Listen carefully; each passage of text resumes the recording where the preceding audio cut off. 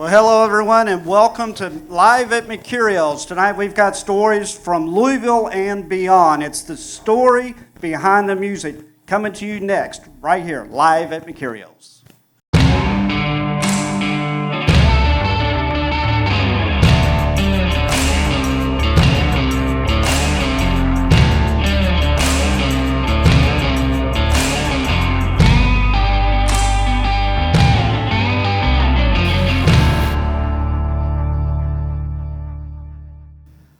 Well, hello everyone, and welcome to another edition of Live at Mercurio's. And as far as Doug Roberts and I am concerned, we are thrilled to have this gentleman to my right with us tonight.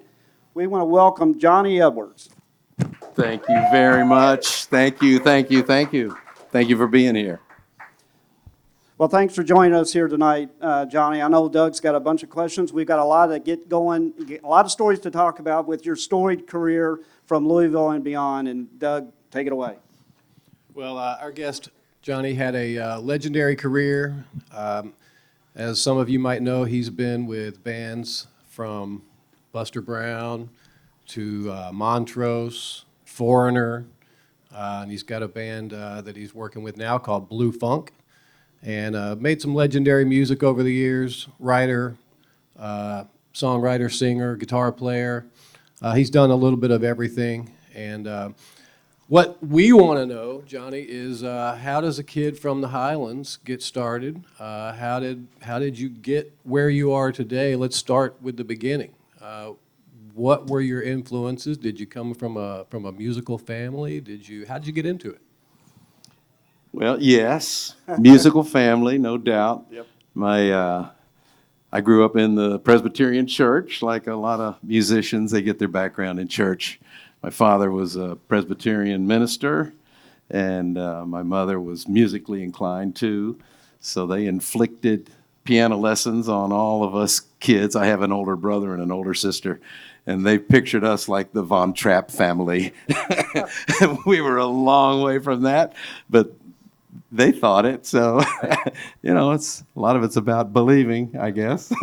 So, we took piano lessons and all that stuff. There's a lot of really big name musicians that have built wonderful careers and got their start in the church. It's like every time I talk to somebody about, hey, where'd you get your start? How'd you do this? And well, it was in the church choir, usually, typically, right? Mm-hmm. So out of that, what was some of your musical influences coming up? I know mine, when I picked up my very first guitar, was Kiss Alive too. Okay. Right? But all right. I know that there's probably somebody that inspired you on the way up. Yeah. My older sister, had a subscription to the Capitol Records Club. Oh. And yeah. A penny, what was it? 13 CDs for a penny or something. Right. Yeah. They would come every month. And so she started getting all the Beatles albums and all that stuff. And I love listening to those. And in fact, she bought tickets to see the Beatles in Cincinnati. They were going to play at Crosley Field. Wow. And so I went up there with my sister and her friend and my mother, and I went up there because, we couldn't just let them go on their own. They were early teens. Right. And so I could have gone in, I guess, but I thought $6 was way too much. Oh, my goodness. There was no way that I was going to pay $6 to see any band. And that wasn't reserved seating either, back in those days. Yeah, so we did sit out in the parking lot, and it was open air, Crosley Field. Nice. And so we did get to hear, we heard the screaming, mainly just the screaming. So. Well, speaking of bands, what was your first band? Oh, my first band? Oh, gosh. Here in Louisville, I'm assuming? Yeah, it was Green Grit. Well, Yeah, Green I've heard of. Haven't you heard of Green Grit? Everybody knows Green Grit. I played drums in that band, and I think we played one party. There you go. You just answered the next question. That's right. We First played gig a with Green backyard Grit. party. No idea what I was doing, but we still had fun. So do you remember a song from Green Grit? Maybe. I don't remember any songs from Green Grit. Right. So later on, when we get to the Buster Brown stuff, All right. I'll play Okay. you some snippets of things that came from that Fair era. enough. Yeah, but I was jonesing for some Green Grit. I'll work some up for you next time. Okay. So Buster Brown grew out of, how did that come about? How did Buster Brown come about? Well, Buster Brown was going before I joined. Yes, Buster Brown was a popular band. One of my classmates at Seneca High School was Daryl Carter, killer guitar player, great singer. And I used to go see Buster Brown downtown at the Windmill and other places. Yeah. And so I went off to college, and when I came back, I had another band around here called the Vic Johnson Band, which I'm sure you know all about. The Vic Johnson Band. But out of the Vic Johnson Band, I got an offer to come join Buster Brown. So that was a little later. That's fantastic. Now, is there a song from Buster Brown that maybe you could play? Well, funny you should ask. That's what we do. Well, back in that era, we had a radio station here that was highly motivated to nurture young bands and original music. Yes. And so they put out the homemade album Yes. every year. Yes. And Buster Brown had a song. I know somebody in think the it was audience that has a copy of the homemade album. Okay. Yes. Well, there were a few of them. I think Buster Brown was on the second one. Okay. And we had a song called Fire in the Oven. Fire in the Oven. Yes, and Fire in the Oven actually got substantial airplay around here. Nope. Oh, Yeah. All yeah. right. Well. And it was.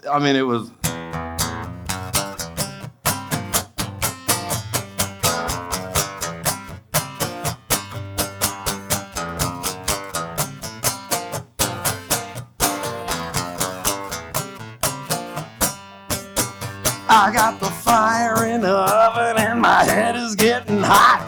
The fever's coming on and I'm getting hot to trot. So you get the idea. Pretty primitive song, but an original song. I was wanting to put on my roller skates just then.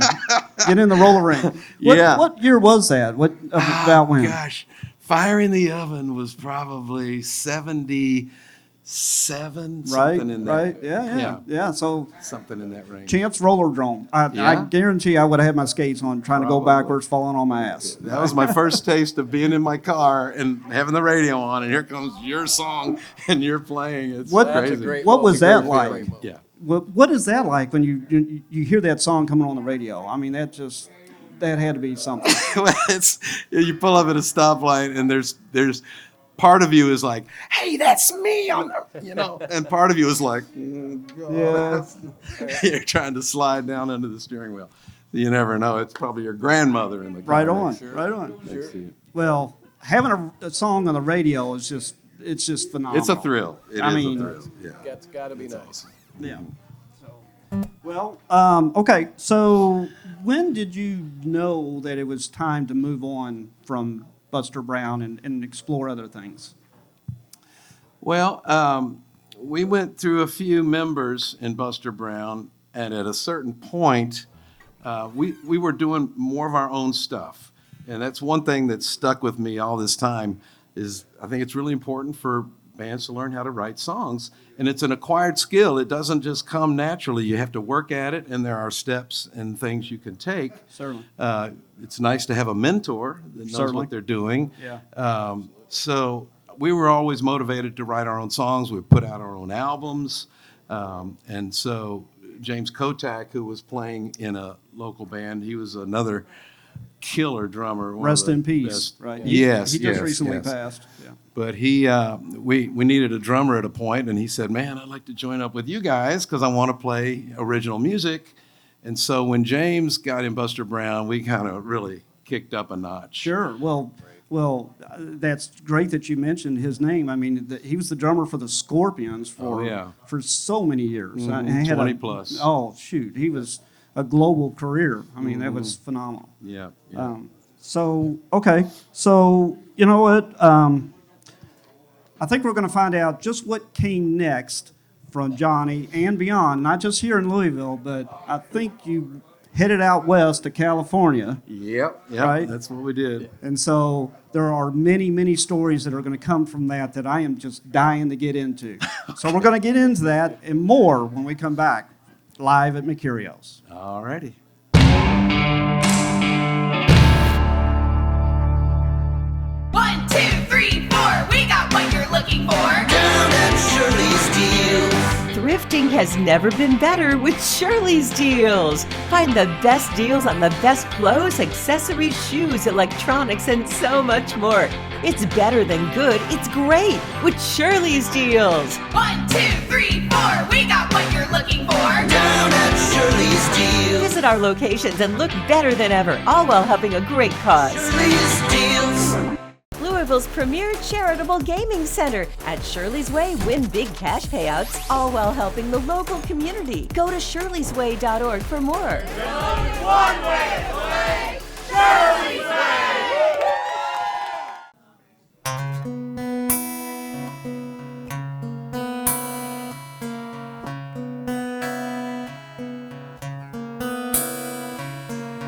If it was a matter of money, you'd be in by now.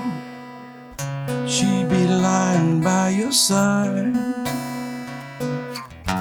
You'd be thinking love's door was open wide.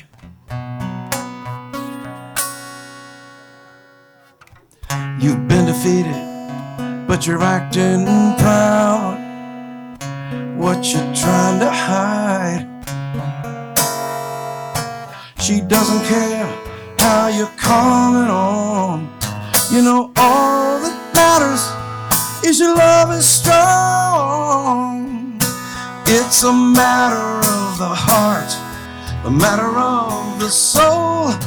Good love only starts when you start to lose control. She's calling out your name in the middle of the night, so you run into the flame till you're blinded by the light. You've gotta take her in your arms and let her know she'll always be your spark. It's a fundamental art. It's a matter of the heart.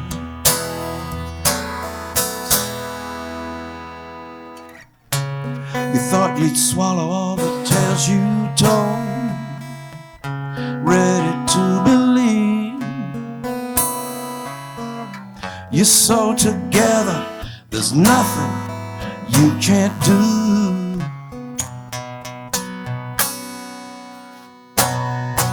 But first impressions only leave her cold.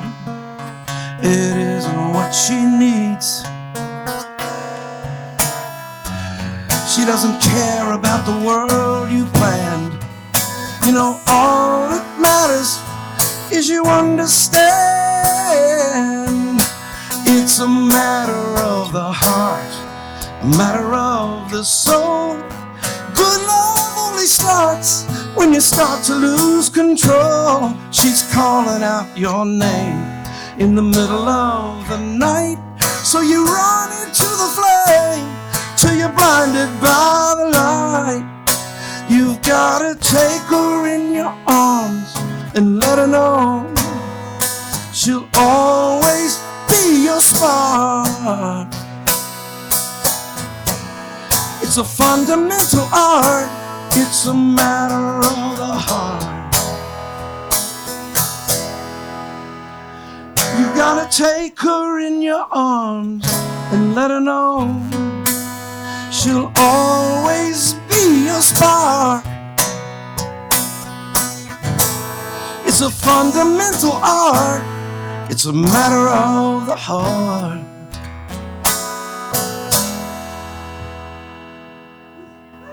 All right. All right. Thank you very much. All right. Wow. Welcome. We are back with Johnny Edwards here, classic rock icon. And he just played a song from Buster Brown, right? Well, more or less. More or less. So, yeah. Called Matter of the Heart. Matter of the Heart, yeah. Tell us about that one, yeah.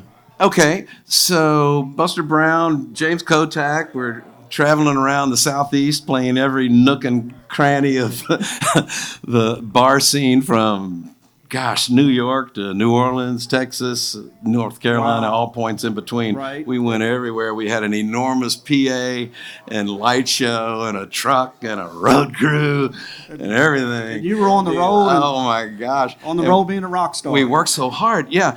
And so Ronnie Montrose decided he was going to do a tour. And so he came around through the Southeast. And the club owners were like, hey, let's see. We can get Buster Brown to open the show, and they'll provide the PA and the lights, and we'll get Ronnie to play, and we'll really consolidate all our costs that way. Efficient. So, yeah. And, oh, my God, we did that for about 3 weeks with him, and we played a bunch of shows. We would open the show, play our set, and then he would come on, and then we would pack everything up and drive all night to the next place. We'd unload the truck, set up the PA. And Ronnie kind of saw this, and he liked our music. We had 2 self-produced albums out. And so he saw that and goes, gosh, these guys are good, and they're hard workers. And so we hired him to do a demo tape for us. He recorded a demo for us in a Nashville studio. Wow. And we did 4 songs with Ronnie. And then as a result of that, he got to know our band, and he asked James and I if we would come out to California and record an album with him. So, Out to California. What an honor. Yeah.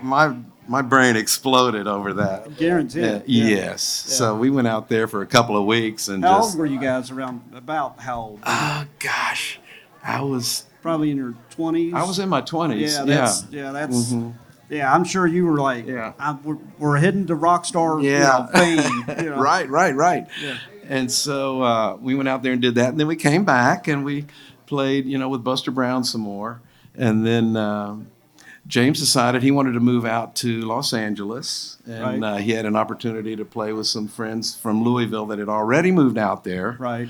And I got a call from the Ronnie's manager, and say, hey, why don't you come out here and join this band that I've got that I think I'm going to sign to a major record company. Wow. And I heard the songs and I liked them, and I said, okay, I'm in. And my wife and I, we packed up the truck and we moved to Beverly, except that Beverly was not Beverly Hills. I mean, we lived up in north of Auburn, California. We were up in the high Sierra Mountains. Oh, yeah. And where it's actually cold. yes. And so we went out there and played with this band called Northrop, and that was kind of like a hair band kind of thing. But damn good. Yeah. And the manager had already signed some other bands to major contracts, so we thought, okay. And we gave that a couple of years, and it just didn't work out. We shopped tapes after tapes after tapes to every company out there, and a lot of them showed interest, but it was one of those things we just couldn't get anybody to. Well, that had to be what, late 70s, early 80s, I guess? That was mid 80s, yeah. So there, competition back mid 80s in California had to be fierce. I mean, everybody and their brother had a band trying to get a contract, and I imagine there was a lot of people, and there was probably a lot of people that you met doing that. And so, tell us a little bit, because I'm dying to know, and I know all these folks are. How did the whole Foreigner thing come up? How did it go from there to Foreigner? Okay, well, there was with the Northrop band, we wrote 1 million songs together and put 1 million tapes out, and one of those songs was this one that called "Ready for the Rain."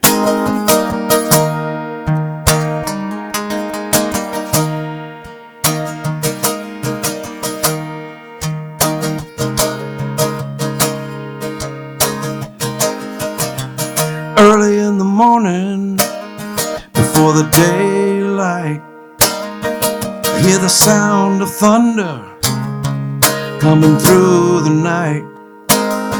I lie awake and I wonder where my life is going, and I on a road leading nowhere. There's no way of knowing.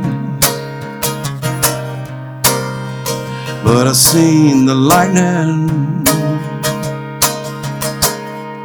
And I'm ready for the rain to fall. So that was a song that we did with Nice. Northrop. Yeah.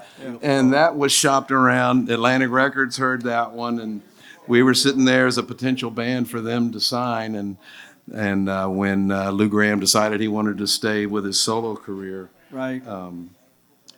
they played that song for Mick Jones, and he says, "Ooh, I think that might be the singer for Foreigner." So that's kind of what happened. Wow. So did you get the phone call from? I mean, where'd the phone call come from? Where were you at? What went through your head when that? Yeah, I mean, Check this out.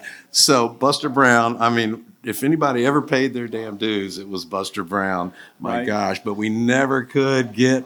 And we thought a record deal was going. Little did I know the record deal was not really a holy grail. It's just another step in the chain. But after Northrop, James was finished with Kingdom Come. That's Right. what he did out there.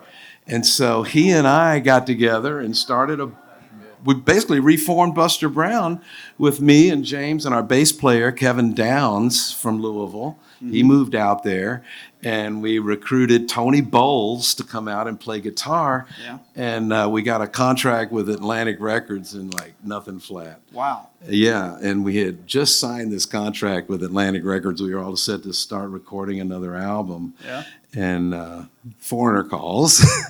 They're like, "Hey, we want you to check this out." And I'm like, "No, I'm really just not interested."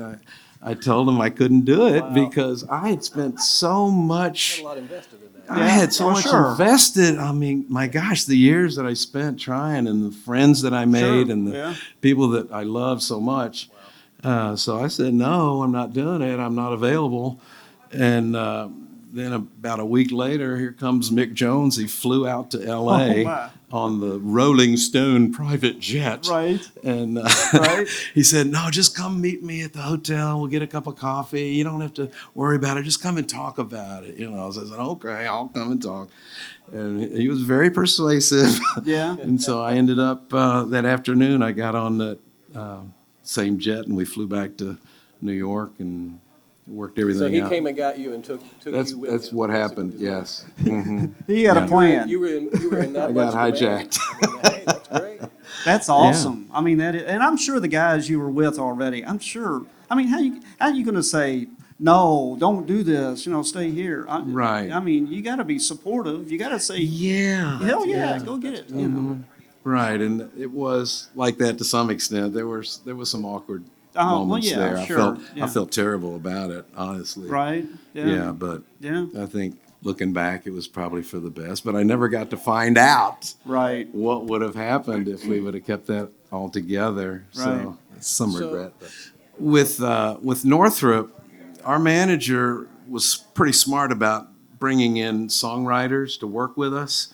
We wrote our own songs, but they would help us make them better, and sometimes co-write right along with us. Right. And Carmine was one of those people. Right. And so we got to know him. He got to know our band, and he wanted to do another King Cobra album. So he basically hired us to play on it, and then we went out and did a couple of gigs under the name King Cobra. But that was a very short-lived experience. We had Well, you hit on something a little while ago about songwriting, and I've written a couple of songs myself, but they're nothing. But this guy next to you, he's also a hell of a songwriter, Okay. and I can get what you're saying. There is a method to the madness, and if you don't know that, it just sounds it just doesn't sound as good. A bridge, a chorus, whatever. The progression doesn't work out, whatever. And then there's a lot to learn about that I'm sure both you guys sitting here know tons about, and I'd love to hear a little bit about it. Okay. Well, What is all in that? so I learned a ton from working with Foreigner. So when I joined that band, I had about 20 songs that I brought in. One of them, Ready for the Rain. Right. But there were a lot of others, and Mick really took his time and went through every single one of those songs. He said, "Oh, that one's so-so. This one's okay. That one's really good. If you would try this there and that and the other thing." Right. I was like, "Okay, that's pretty cool. I'm getting some advice from a real, That had to very, feel great. very successful." And he's a great producer too, by the way. You know, he produced Van Halen albums, yes, and yeah. Billy Joel albums, Yes. and all that. So we spent the next year just writing songs, just Mick and I, and then we brought in a producer, Terry Thomas, who's also a very highly skilled songwriter. Right. And the three of us wrote every song on that Foreigner album together, which is tricky. I mean, but there's a science to it. I mean, one thing that I learned from that, so you could take, let me get my Yeah. plectrum. Yeah. Right. There you go. Right. So Yeah. just a 1 minute songwriting lesson. So if you've Absolutely. got any kind of a little riff or anything.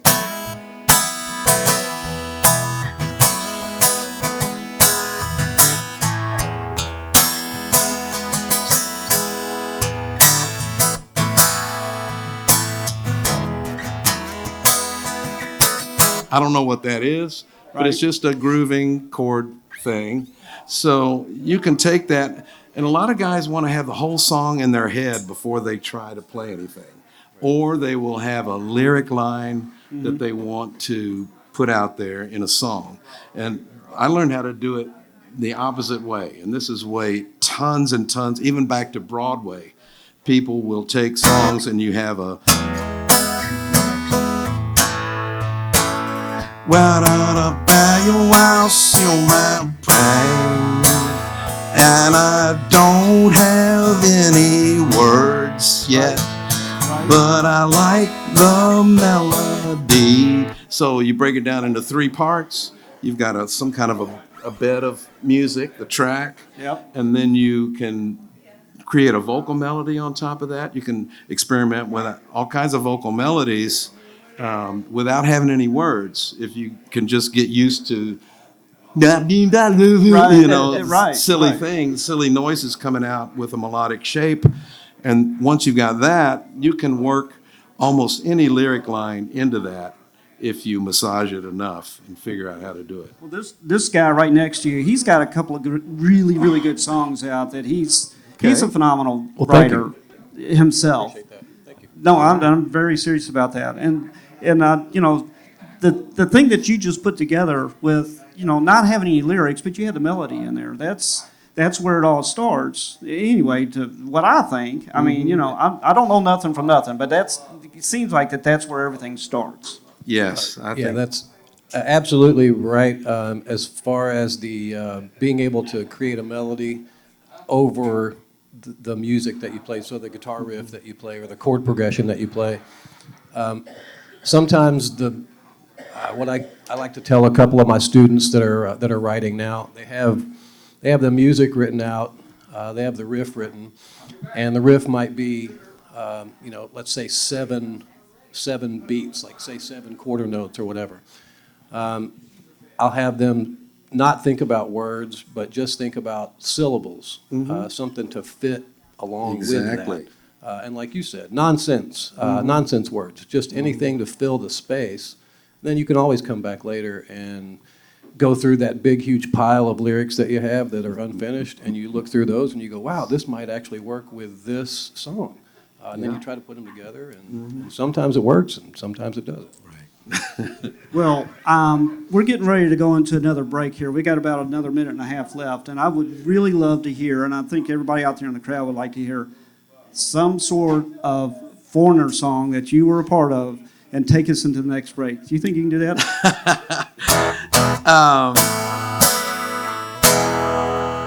Well, probably going to go over just a tad, but I'm going to play a song. I do a thing nowadays called the Icons of Classic Rock, and we go down. I've seen it. I love it. We go down into Yes. South America, Central America, South America, and I get to sing Foreigner songs, and this is one of them that I get to sing.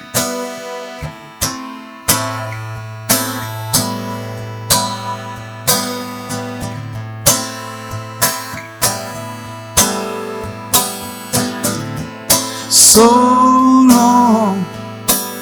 I've been looking too hard. I've been waiting too long.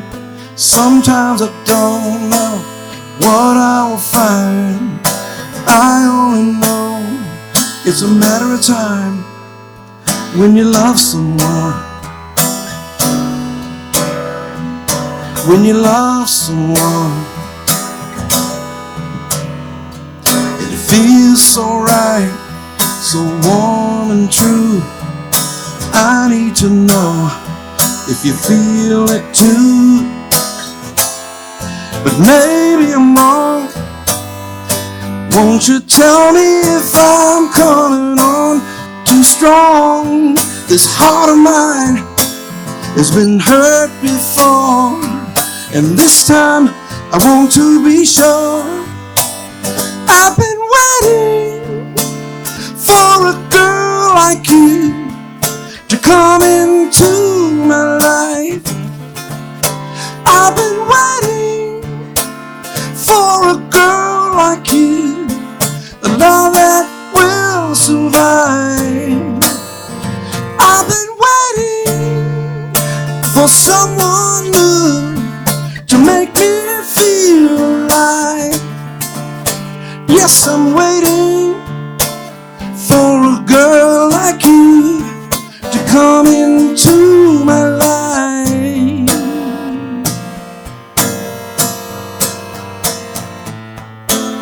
So there it is.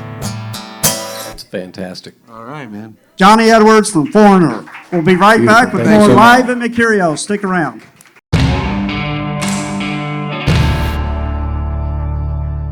1, 2, 3, 4. We got what you're looking for. Down at Shirley's Deals. Thrifting has never been better with Shirley's Deals. Find the best deals on the best clothes, accessories, shoes, electronics, and so much more. It's better than good, it's great with Shirley's Deals. 1, 2, 3, 4. We got what you're looking for. Down at Shirley's Deals. Visit our locations and look better than ever, all while helping a great cause. Shirley's Deals. Louisville's premier charitable gaming center. At Shirley's Way, win big cash payouts, all while helping the local community. Go to shirleysway.org for more.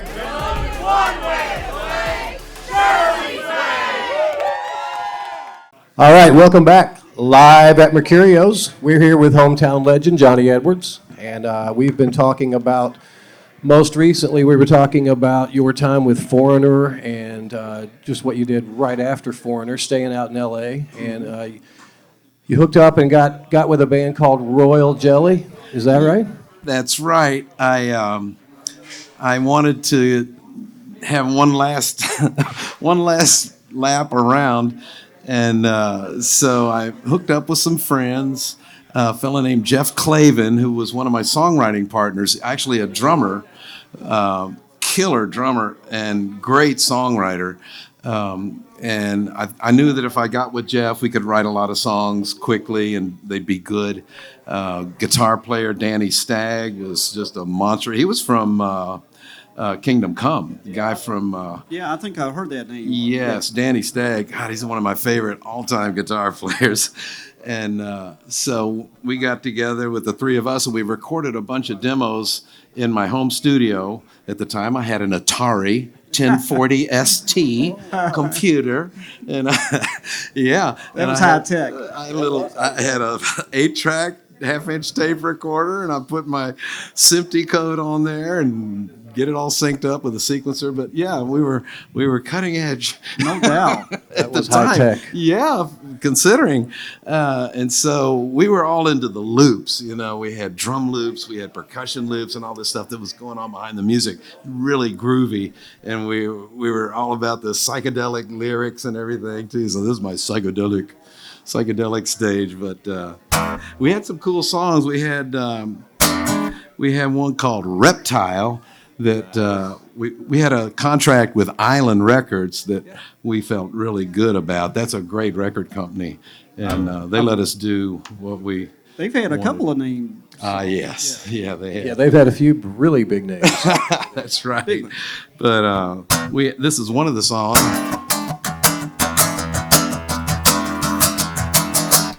I was floating on a mushroom cloud somewhere by the Nile. I was sweeping all the rainbows into a little pile. I said, hey, everybody's got something to say. It don't matter to me much at all. Now I wish I could fly, but I'm learning to crawl down on my belly like a reptile, where I ain't got, oh, now I ain't got too far to fall. So that was Reptile. I'm digging that. I'm digging that. I love that song. What do you think about that, folks? Yeah. So I think it's pretty obvious why Ronnie and Mick and those guys chose you. That's just a really classic sound that you have. yeah. So it's just straight ahead music. You know, when I heard that, and no offense, Johnny, but I'm thinking, man, that's like great. You're channeling a little bit of Grateful Dead. I'd sound a little bit in there, you know. I was like, my gosh, It's all that's a in good- there. I That was guess. a good groove. That really was. Yeah, I'm like a sponge, man. I Right just on. soak all that stuff up. Thank you for that. Yeah. So after Royal Jelly, where did that take you? Did you find your way out of L.A.? After Royal Jelly, well, towards the end of Royal Jelly, that's when my second daughter came along and got my attention. Definitely gets your attention. Yes. And we had a house in San Fernando Valley up in Woodland Hills.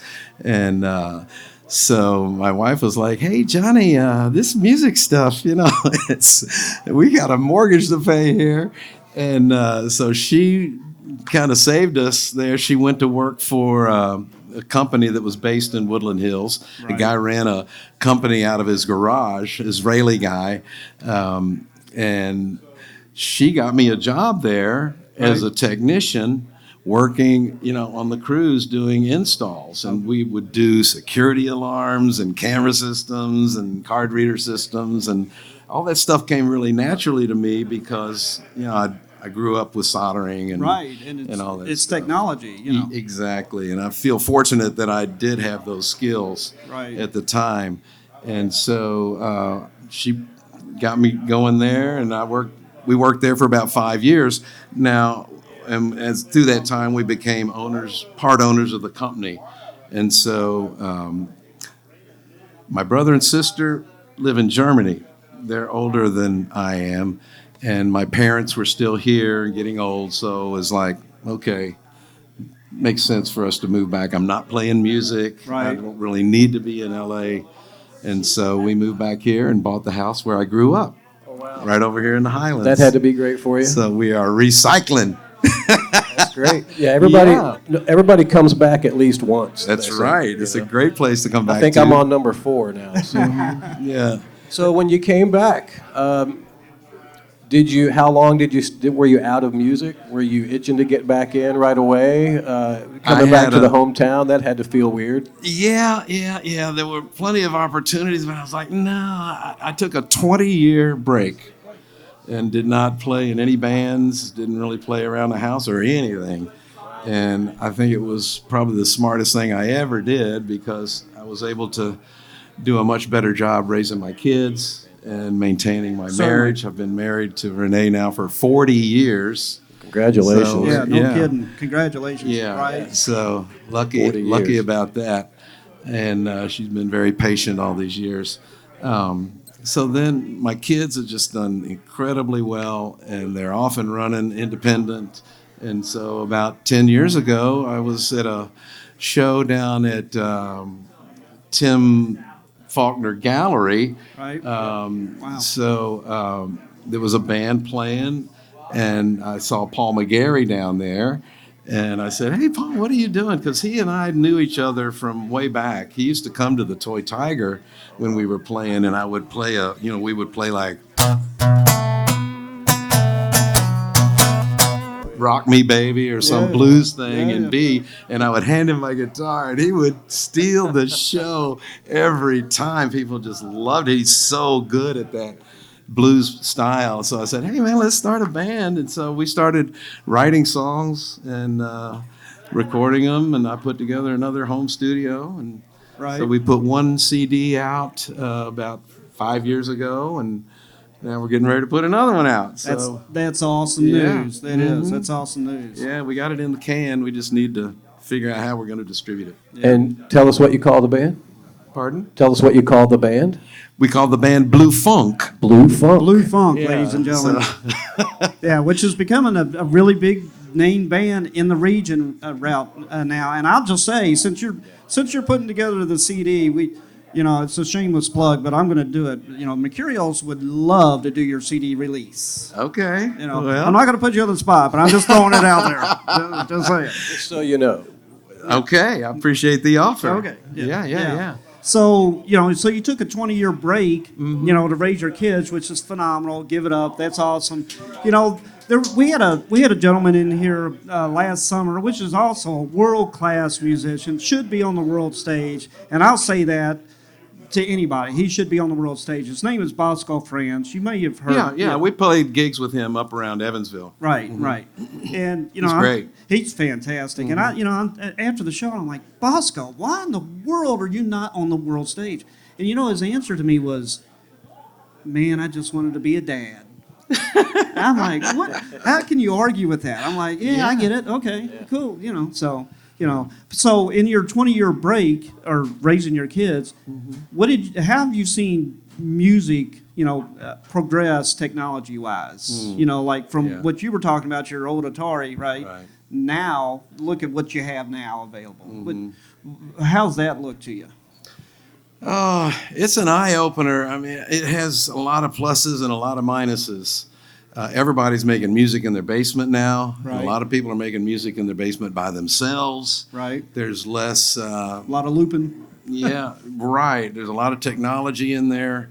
I think it's really smart. If you're doing that, you should also figure out a way to play that song by yourself on an acoustic guitar and be able to carry it across to somebody, a listener. It's just to have the electronics and all that as everything that you rely on.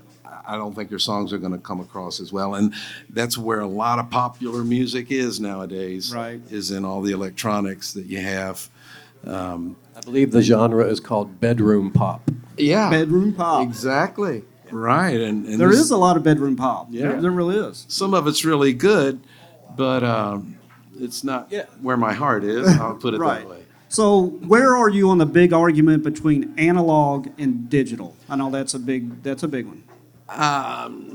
I'm digital all the way. I think the sound of vinyl records, I enjoy listening to digitally recorded music just as much as I do, analog Right. vinyl that's been digitized.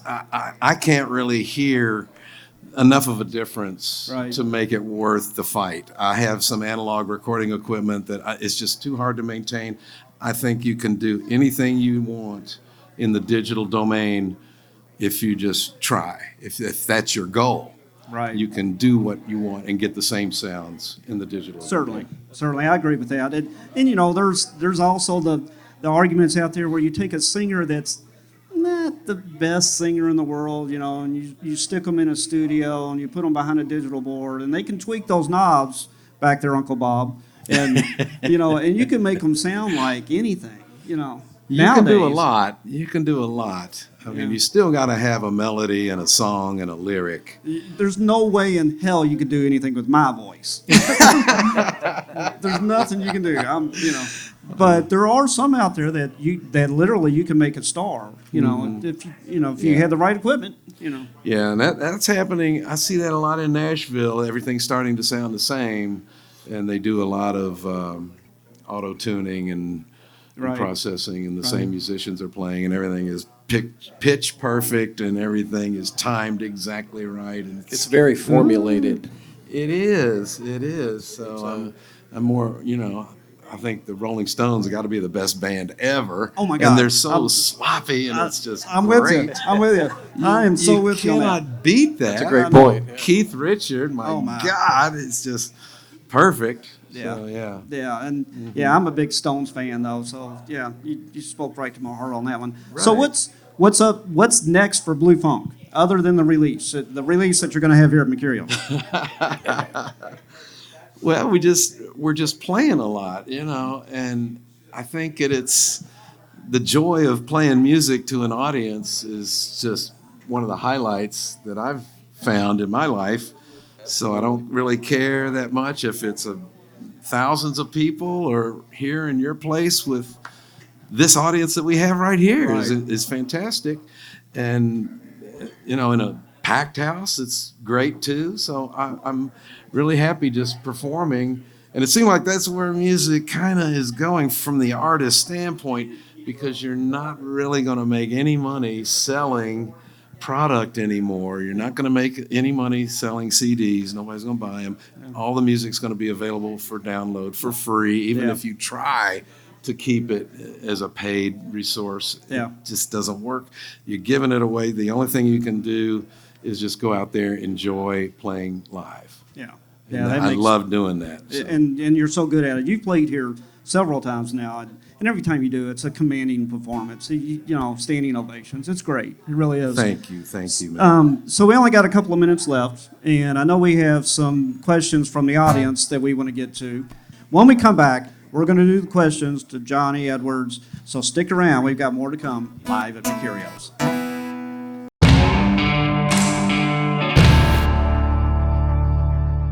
Louisville's premier charitable gaming center. At Shirley's Way, win big cash payouts, all while helping the local community. Go to shirleysway.org for more.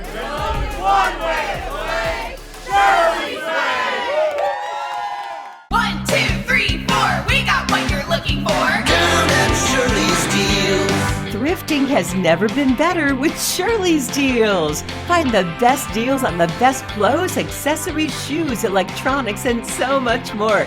It's better than good, it's great with Shirley's Deals. One, two, three, four. We got what you're looking for. Down at Shirley's Deals. Visit our locations and look better than ever, all while helping a great cause. Shirley's Deals. All right, everyone, we're back with Live at Mercurio's and Mr. Johnny Edwards. Give it up for Johnny Edwards. Thank you. Thank you all. Thank you. So we've got this segment, we've got a couple of different things. We're going to take some questions from the audience and get your answers, get your feedback. But I have one question that I've been dying to ask you all night. What is the most weirdest question you've ever had in a public setting? Yeah, I stole it. In a public setting. In a public setting, yeah. We might want to keep it public, yeah. I had to say public because if I had said private, Right, that'd be a whole different story. sky's the limit. I went to England when I was in Foreigner. And Okay. The English press, if you all know anything about the English press, they are ruthless, relentless. They're just looking for a gotcha moment at any opportunity. And so I was doing an interview for Kerrang! Magazine. I don't know if anybody's ever heard of it. I'm a subscription holder now. And- Teasing. And so the interviewer, he came and he's asking me all these questions, and all of a sudden he just turns around and he goes, well, who do you think is the sexiest woman out there? Oh my. And I'm like, I want to say, like, well, probably my wife, but I knew they wanted something. And so I said, Jane Fonda. and so the article comes out in big print. Johnny Edwards loves Jane Fonda. or Oh some my crap. And I'm like, goodness. why Oh my the hell goodness. did I say that? I mean, she's okay and everything, but they was just really. We got to find that Gotcha. and then put it in a frame and mail it to you so you can. Hey. That is a weird one. Yeah, they just try to put you off balance. Is Right. what they want yeah. to do. All right. Well, They succeeded. I have one of my own before we get to Okay, the audience. you go and right but ahead, sir. I've been wanting to ask you all night.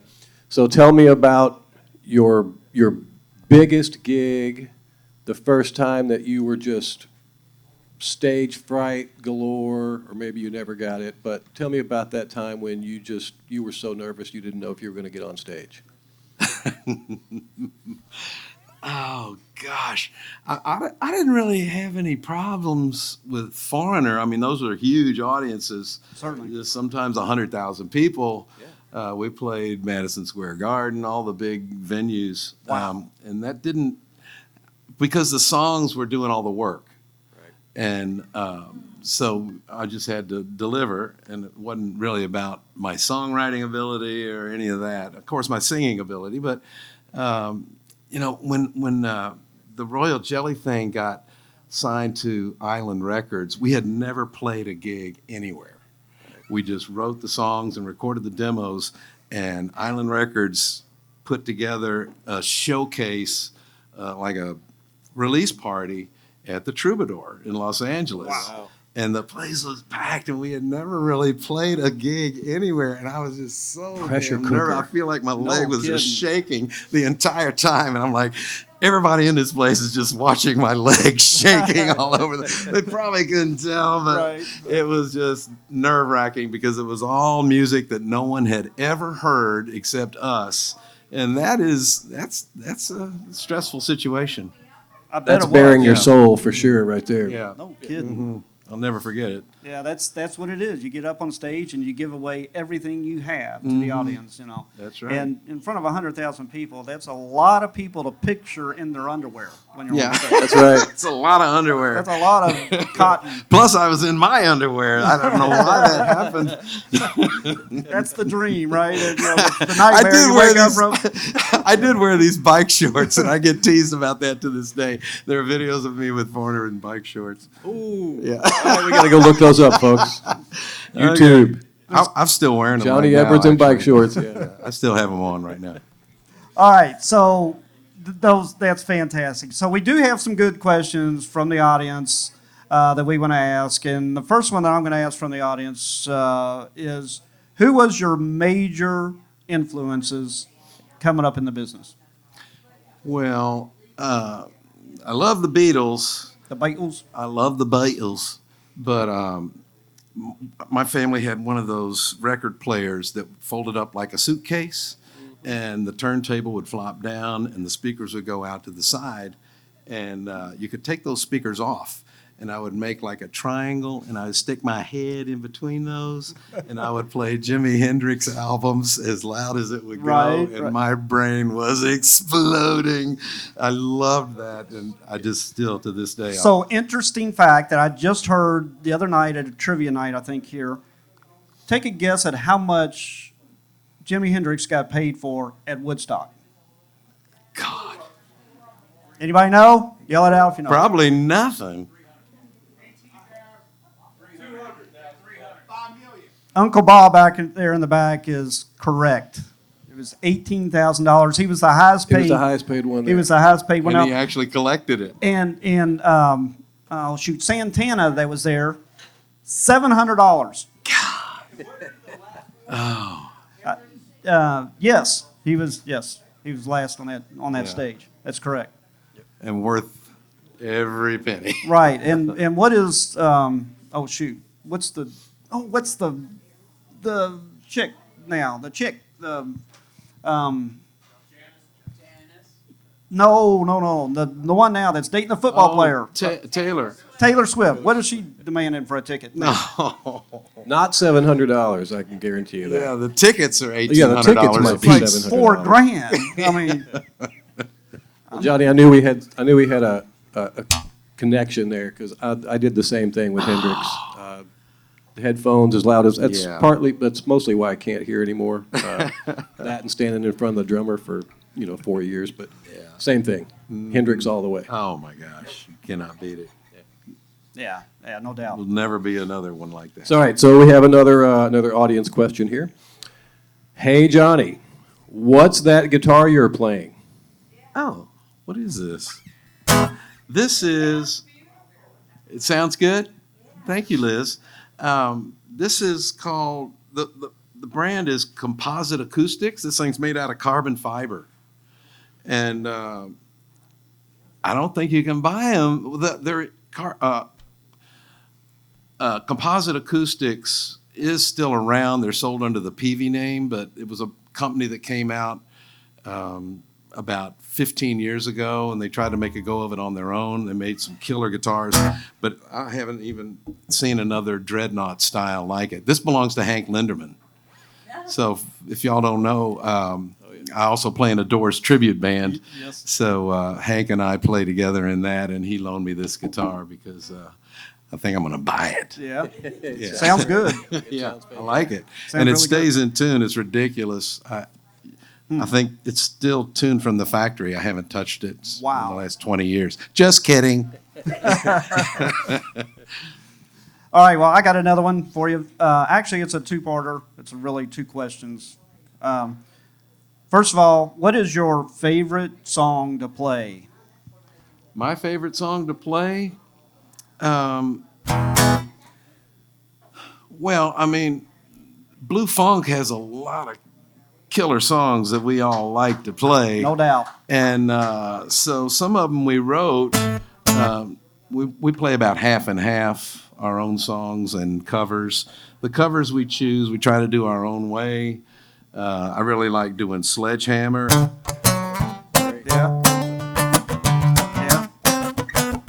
As far as covers, we do a version of Joe Cocker's. I knew you were gonna say that. Yeah, Joe Yes. Cocker's version of the Beatles song. What the hell's the name of that Oh, thing? my gosh. Came in through the bathroom window. No. Buy with a little help. Buy with a from little my help from my friends. friends. it. Yeah. Yes. Yeah, that's a good one. Oh, that's my Yeah, I favorite love one you doing guys that. do. It really is. But we do some songs. There's a songwriter from Nashville, was in NRBQ for years, Big Al Anderson, and he's got several songs. We do. Well, I'd get my hair cut every month or so. I cut it short and I let it grow. I go to work 5 days a week. Monday, Friday, eat, work, and sleep. Monday come, then I do it again. I do my drinking on the weekend. So, I love that song. oh yeah, that's Love cool it. stuff, man. So I go on a cruise almost every year. It's called the Outlaw Country Cruise, Uh-huh. and it is a fabulous cruise. It's all day, all night, just outlaw country cruise. And you got folks like Shooter Jennings, Lucinda Williams. I saw Chris Christopherson's very last show on the boat, Oh wow. and it was a fabulous time. So one year I'm out there floating around on the ocean, and I could not believe it. NRBQ got up on stage, and I'm like, "Oh my God, that's a Louisville band!" You know, Yes. and Louisville it was band, right. fabulous. And they're still killer. Oh, they they're have still- some different yeah. members now, Oh. but they're great. Yeah. Okay, so question number 2 is, how old were you when you first picked up your guitar? Oh, I played piano and drums before the guitar. I think I was probably 13 when I started playing the guitar. Right. Okay, Mm-hmm. and then everything downhill after that. All downhill. Quit college to go play the guitar. And then all the women just came flocking right after that, right? There are some advantages. Yeah. Johnny, tell them the story, if you would, about how you obtained that first guitar. Oh, yeah. Well, I wanted to play drums because they were loud and fun. And so my teacher said, Johnny, your timing isn't that great. I don't know if you really should be a drummer. And I was like, oh, damn. And at that point, my brother was playing electric. He had a Fender Princeton Reverb and a Harmony electric guitar. Nice. And he said, Johnny, I think I'm going to start playing acoustic guitar because I don't have to carry around his amplifier. And so I inherited his rig, and that's when I started. Playing the electric. Gotcha. Barry, what a great story. All right, well, I'm out of questions. Well, we have one more audience question. This one's, let's see. What is your best memory of your career with Foreigner? Let's go with Foreigner first. We have 2. Okay. What's your best memory of your career with Foreigner? We've really only got about 10 seconds left, so it's going to be a quick one. Well, Let us know. okay. We played a show at the Greek Theater in Los Angeles, and that's a historic place, one of the coolest venues you'll ever go. And I had that song that I played for you guys a little bit ago about the ready for the rain to fall. Yeah. And my God, you know, it never rains in Los Angeles. And I swear to you, when we started playing that song, it started raining at the Greek Theater. And as soon as we were done, it quit. And that was it. It was just a sprinkle. And the reviews in the newspaper the next day were insane. It was such a coincidence. It's pretty hard to top that. No doubt. Yeah. Well, Johnny, tell us where you at with Blue Funk. What's the next date that you're playing with Blue Funk so everybody knows? Well, we try to play at Mercurio's on a regular basis. Yes. God love you. We do play down at Stevie Ray's on the first Saturday of every month.